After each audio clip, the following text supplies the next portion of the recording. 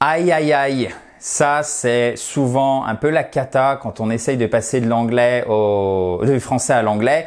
On a tendance à utiliser notre langue de départ, le français, et essayer de trouver les mots qui ressemblent le plus entre le français et l'anglais, notamment pour ces fameux petits mots, les prépositions du style at, in, on, of, etc., qui vont servir à traduire notamment de, à, etc., mais aussi du, le.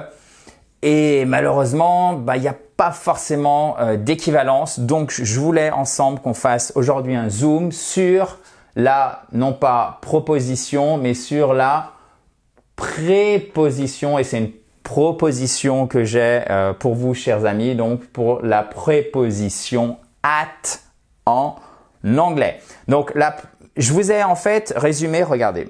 Je vous ai fait vraiment 8 grands cas.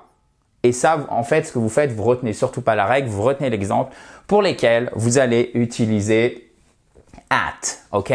Donc, pour un endroit précis, d'accord? Je suis à l'école. I am at school. Elle attendait à l'arrêt de bus. She was waiting at the bus stop, ok? À l'école. Where are you? I am at school. Ok? Je suis à l'école. We will meet at the entrance of the monument. All right? We will meet at the entrance of the monument. Nous retrouverons à l'entrée du monument. Et vous le savez, quand vous avez votre apostrophe, exactement, je vois qu'il y en a qui suivent, en phonétique, qu'est-ce que ça signifie? Ça signifie que sur la première syllabe, vous avez ici, puisque là, elle est juste au début du mot, l'accent tonique, donc c'est monument, monument. Okay, monument, entrance, meet. We will meet at the entrance of the monument. All right, perfect. Donc, un endroit précis, at. Ensuite, pour l'heure, l'heure. Attention, j'ai pas dit le jour, j'ai pas dit le mois. Je parle vraiment de l'heure. Regardez. The meeting starts at 3 p.m.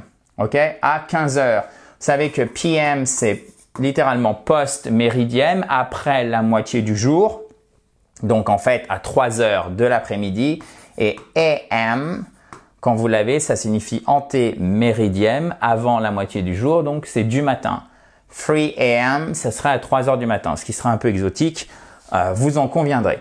Ensuite, pour une adresse email. For example, and this is my real address, okay?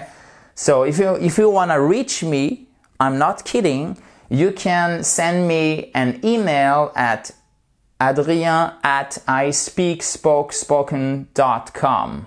All right? So you can reach me at adrien@ le arrobase c'est at. Voilà. Spoken dot, ça se dit dot et non pas point.com. Alright. D'ailleurs, vous pouvez, tout ce que vous voyez ici, vous pouvez le récupérer, chers amis, en cliquant sur préposition, en cliquant sur le i qui est en haut à droite. Vous pouvez récupérer le PDF, vous pouvez faire le quiz d'application, donc profitez-en. Si vous ne voyez pas le i en haut à droite, vous avez le lien qui est juste en dessous dans la description de la vidéo, notamment si vous êtes sur mobile et sur tablette. Et si vous ne l'avez pas fait, en plus, tout ce que je vous propose ici, c'est en accès libre, récupérer le PDF, vous abonner à la chaîne YouTube, c'est gratuit. Vous cliquez sur le bouton rouge en bas à droite. Donc, on a vu, souvenez-vous, pour un lieu, un endroit précis, pour l'heure, d'accord? Pour l'adresse email. Maintenant, pour une activité. Elle est douée pour jouer du piano. She's good at playing the piano. OK? She's to be good at.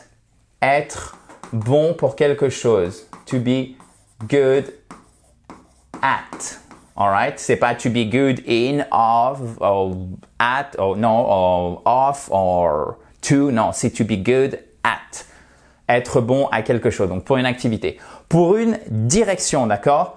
To look at something. Regarder quelque chose. Et oui, en français, c'est directement, on a directement le complément. On n'a pas de préposition. To look. Et en anglais, c'est regarder à quelque chose. To look at something. Donc, dans la direction. They are looking at the painting in a weird way. il regarde le tableau ou elle regarde, on ne sait pas d'ailleurs pour they, le tableau bizarrement. They are looking at the painting in a weird way. Alright? Donc, une activité, une direction. Maintenant, pour un état, une condition. D'accord? Donc, en fait, comment est la personne? His explanation put my mind at rest. To put my mind at rest, ça veut littéralement dire mettre mon esprit au repos. Donc, m'a rassuré. D'accord? At rest, au repos. His explanation, vous avez votre accent tonique ici. His explanation put my mind at rest. Là, vous allez me dire, et vous avez raison, vous posez la question, tu n'aurais pas oublié le S de la troisième personne du singulier? Non, chers amis, puisqu'ici, il s'agit du passé. Et vous le savez, to put, c'est un verbe irrégulier qui, au passé, s'écrit de cette façon. On ne dit pas putted, ça n'existe pas. Et son participe passé, c'est aussi put. Comme to bet, qui signifie parier. Pareil, les trois formes sont invariables. So, et si c'était au présent, son explication me rassure tous les jours, par exemple. His explanation puts my mind at rest every day. Bon, ça ne veut pas dire grand-chose, mais grammaticalement, c'est juste. His explanation puts my mind at rest every day. Tous les jours. Alright? Ici, c'est dans le passé. Par exemple, his explanation put my mind at rest. Or yesterday, his explanation put my mind at rest. Put my mind at rest. M'a rassuré. Ensuite, on va l'utiliser, alors là, il faut l'apprendre en guillemets par cœur, il n'y a pas le choix, pour un taux, donc les pourcents, et pour la vitesse. OK? The car was driving at 80 km per hour. Per hour. Puisque hour, vous ne prononcez pas le H. OK? The car was driving at 80 km per hour. Per hour. Per hour. OK? Et ça, vous le prononcez de cette façon. D'accord? Hour. Le H ne se prononce pas, c'est une exception. Let me repeat that sentence. The car was driving at 80 km per hour. La voiture roulait, était en train de rouler, passé continu, à 80 km/h. The teacher said that 80% of the students passed the test. Là, il y a des choses très, très intéressantes dans cette phrase. The teacher said, all right, that 80%, voyez, si vous avez votre apostrophe ici, ça signifie que vous avez un accent tonique juste ici. Percent. Ça, faut l'apprendre par cœur. Vous n'avez pas le choix. Il faut pas se tromper, c'est pas percent, c'est percent. Et attention, on met pas de S. Exactement comme en français, où c'est détaché et ça reste invariable. Of the students passed the test. To pass an exam, for example, a test, c'est réussir un examen, c'est pas passer un examen. Et passer un examen, c'est to take. OK? Donc, to take a test, c'est passer un test, un examen, ou un exam, if you want to. Et to pass, c'est réussir. OK? Sauf que là, ce qu'il faut pas oublier, c'est que 80... the teacher said that, my goodness. Bon, oubliez mon histoire avec les pourcents puisque j'ai oublié de mettre at, donc c'était un mauvais exemple. Mais retenez que at 80 km, c'est rouler à 80 km/h. Ça, je voulais m'en servir pour une autre vidéo. Vous n'avez rien vu. Vous deviez être en train de vous dire, mais je vois pas le at. Bon, c'est pas grave parce que de toute façon, on a vu des choses intéressantes. Un taux, une vitesse, at. For example, je vais quand même vous donner un exemple. The water level is at 80%.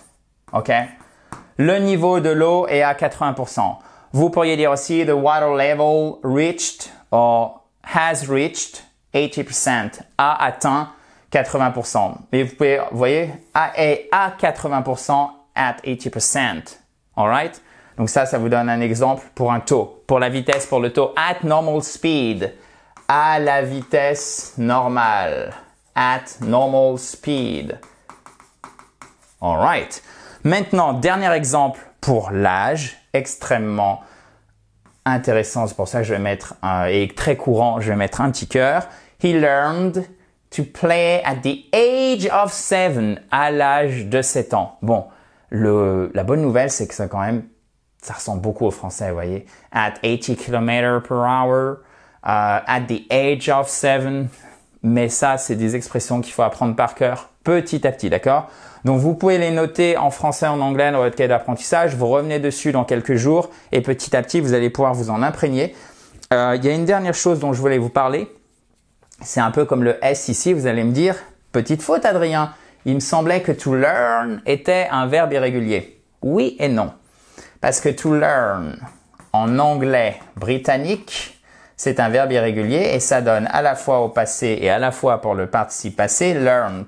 Sauf que en anglais américain, c'est redevenu un verbe régulier. Donc, vous aurez très souvent en anglais américain, he learned to play at the age of 7. OK? Et pour finir, parfois vous aurez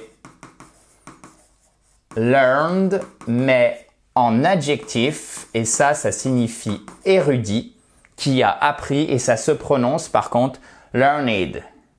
On change la prononciation. A learned woman, une femme érudite, d'accord? A learned woman, sauf que là c'est learned. Donc faites bien attention, et là c'est learned. He learned to play at the age of 7. Voilà. Choisissez la forme qui vous plaît, irrégulière ou pas irrégulière. Cet adjectif-là, érudit, vous n'en avez pas besoin si vous êtes débutant, même de niveau B1 pré-intermédiaire, mais je voulais être complet. Dans le cours aujourd'hui sur at, faites l'exercice d'application si ce n'est pas fait déjà pour voir si vous avez bien tout retenu en cliquant sur le i en haut à droite. Vous pouvez y accéder si vous ne voyez pas le i en haut à droite. Vous avez le lien qui est dans la description juste en dessous. Voilà, chers amis, j'espère que ça vous a plu. Si vous avez la moindre question, vous pouvez envoyer un email, laisser un commentaire juste en dessous. Thank you, bye bye!